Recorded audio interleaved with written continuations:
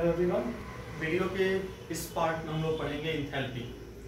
Enthalpy मतलब heat required at constant pressure. आपको मालूम है कि किसी भी सिस्टम को वर्क करने के लिए हीट की जरूरत होती है।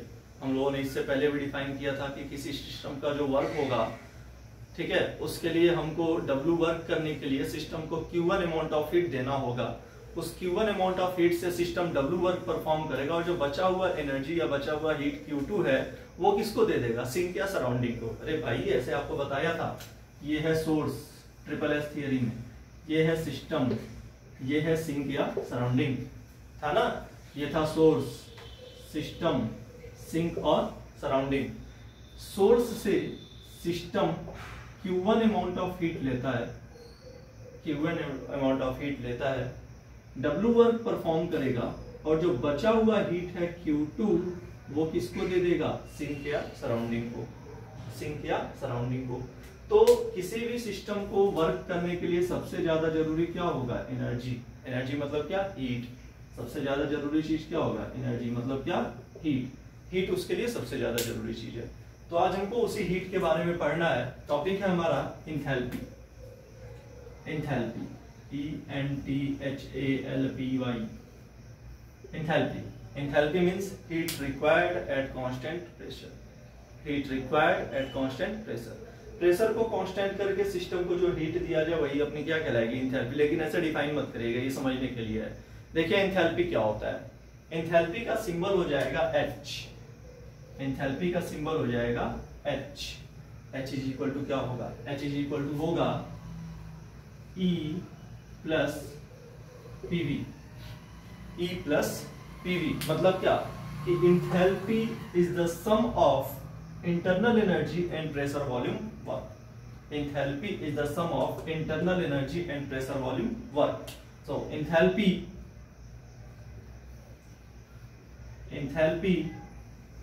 is the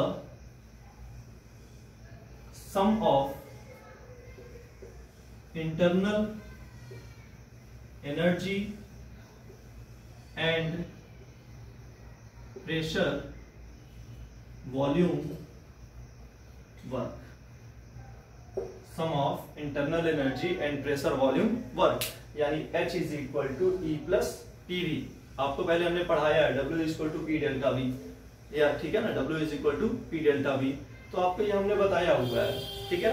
अब देखिए, मान लिया कि कोई सिस्टम है जिसकी इंटरनल एनर्जी है E1, इंटरनल एनर्जी है E1, प्रेशर तो कांस्टेंट है तो प्रेशर है P और वॉल्यूम कितना है? V1। तो इंथैल्पी कितनी हो जा रही है? H1।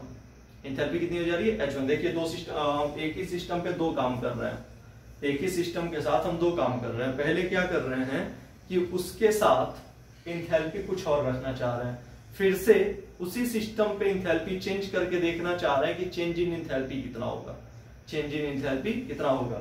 इंथैल्पी में हमने कहा ना H is equal to E plus PV। अब हम मानते हैं कि लेट अस सपोज, यहां से देखिए, लेट अस सपोज, क्या सपोज किया, क्या माना, क्या माना कि when the internal energy of system is E1, when the internal energy of system is E1। System की इंटरनल एनर्जी कितनी है? E1। Pressure is P, pressure तो कांस्टेंट है तो pressure is P, volume is V1, volume is V1। तो volume कितना हो जा रहा है? V1 हो जा रहा है। वॉल्यूम कितना है? V1 है, ठीक है। तो उस केस में जो इंथैल्पी है वो कितनी है? H1 है। Then enthalpy is H1। Enthalpy कितना है? H1, ठीक है।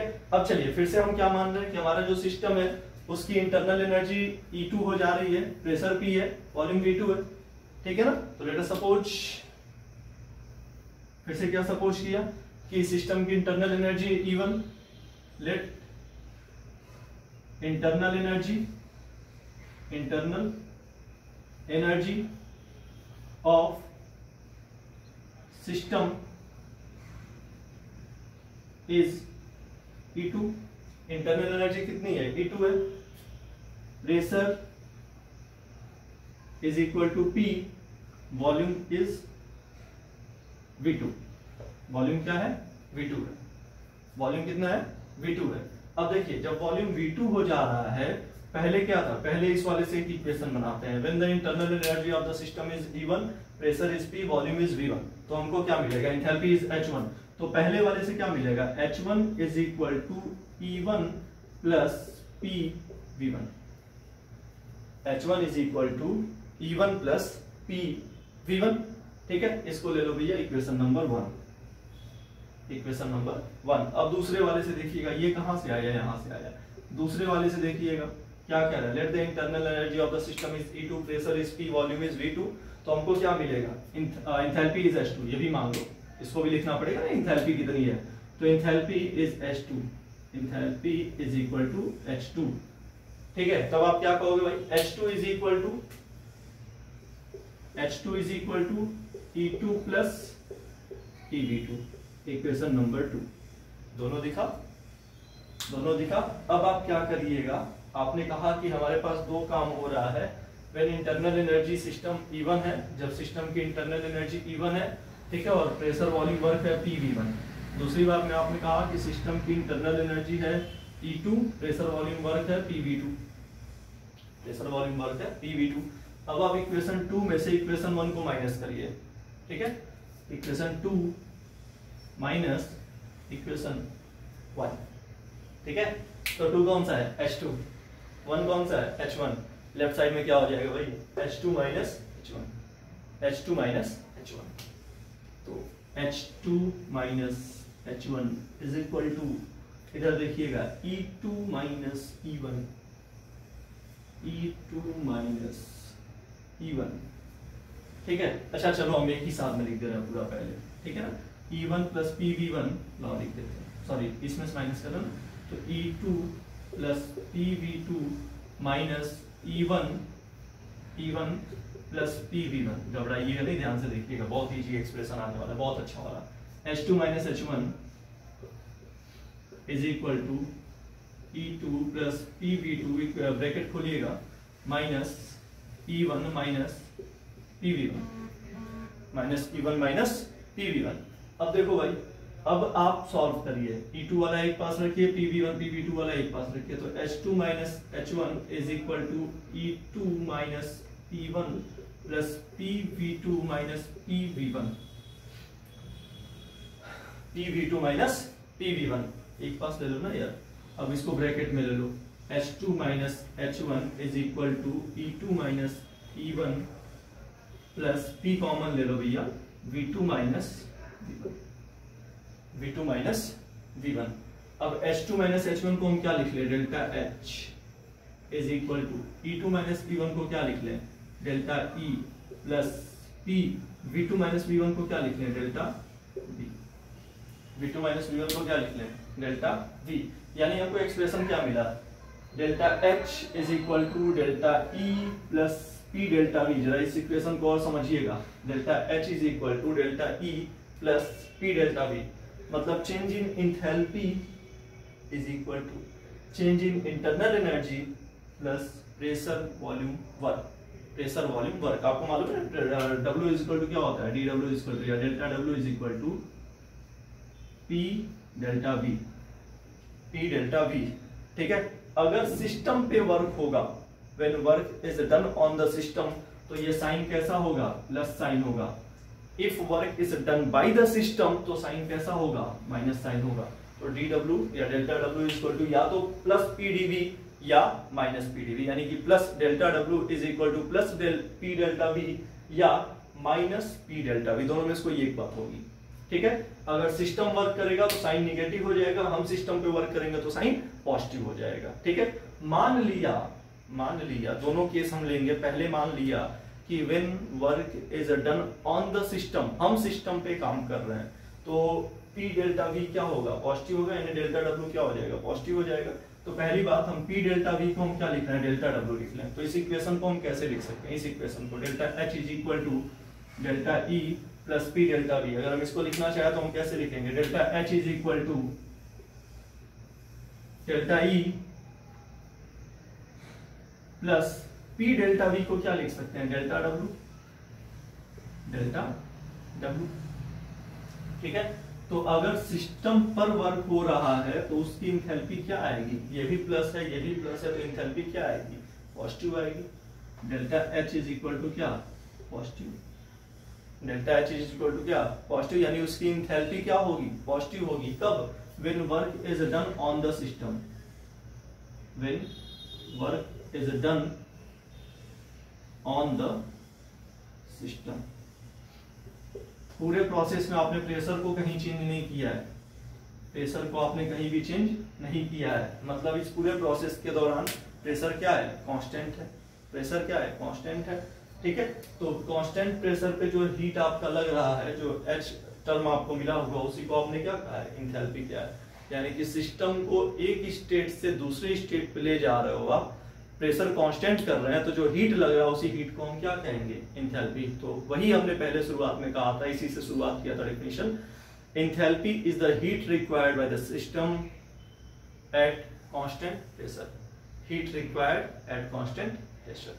ठीक है, तो ये था हमारा enthalpy, enthalpy H is equal to E plus P V, या delta H is equal to delta E plus P delta V, या delta H is equal to delta E plus delta W, delta W. अगर system पे work होगा तो ये delta W क्या हो जाएगा, निगेटिव हो जाएगा, तो delta H is equal to delta E minus delta W term आएगा। ठीक है, तो ये आप समझ रहे हो कि अगर सिस्टम पे वर्क होगा तो वर्क आपका निगेटिव, सिस्टम के द्वारा वर्क होगा तो वर्क निगेटिव होगा, सिस्टम पर वर्क होगा तो वर्क पॉजिटिव होगा, तो उसके हिसाब से अपनी इंथैल्पी भी पॉजिटिव या निगेटिव हो सकती है। ठीक है, इंथैल्पी के साथ एक और चीज जरा देख लीजिएगा, एक छोटा सा topic, Gibbs free energy change, Gibbs free energy change. ठीक है ना, देखिए गिब्स फ्री एनर्जी चेंज को हम सिंबल डेल्टा जी से इंडिकेट करते हैं। गिब्स फ्री एनर्जी चेंज है क्या, गिब्स फ्री एनर्जी चेंज किसी भी रिएक्शन की स्पॉन्टेनिटी को बताता है, किसी भी रिएक्शन की स्पॉन्टेनिटी को बताता है। गिब्स फ्री एनर्जी चेंज, ये किसी भी रिएक्शन के स्पॉन्टेनिटी को बताता है। अगर डेल्टा जी निगेटिव होगा, दैट मीन्स रिएक्शन या process is spontaneous, process is spontaneous, process is spontaneous. अगर डेल्टा जी पॉजिटिव होगा, मतलब क्या हुआ, that means process is non spontaneous, process is non spontaneous. And if delta G is equal to 0, that means process is in equilibrium, process is in equilibrium। ठीक है ना, process is in equilibrium। delta G is equal to होता है, delta G is equal to होता है delta H minus T delta S। delta H हम लोगों को मालूम चल गया, delta G मालूम चल गया, delta S is the change in entropy, आगे पढ़ा जाएगा। ठीक है ना, कि एंट्रोपी क्या है, यूनिवर्स की जो डिसऑर्डरनेस होती है उसी का मेजरमेंट एंट्रोपी कहता है। ठीक है ना, तो इसको हम लोग आगे पढ़ेंगे। तो delta G is equal to delta H minus T delta S. अगर डेल्टा जी निगेटिव हुआ, पूरे डेल्टा जी की वैल्यू अगर निगेटिव आई, डेल्टा जी की वैल्यू अगर निगेटिव आई तो रिएक्शन स्पॉन्टेनियस, डेल्टा जी की वैल्यू अगर पॉजिटिव आई तो reaction non spontaneous, delta G की वैल्यू अगर जीरो आई तो reaction is in equilibrium, reaction के साथ रिएक्शन इज इन इक्विलिब्रियम। सो ये था हमारा Gibbs free energy change and enthalpy. Thank you.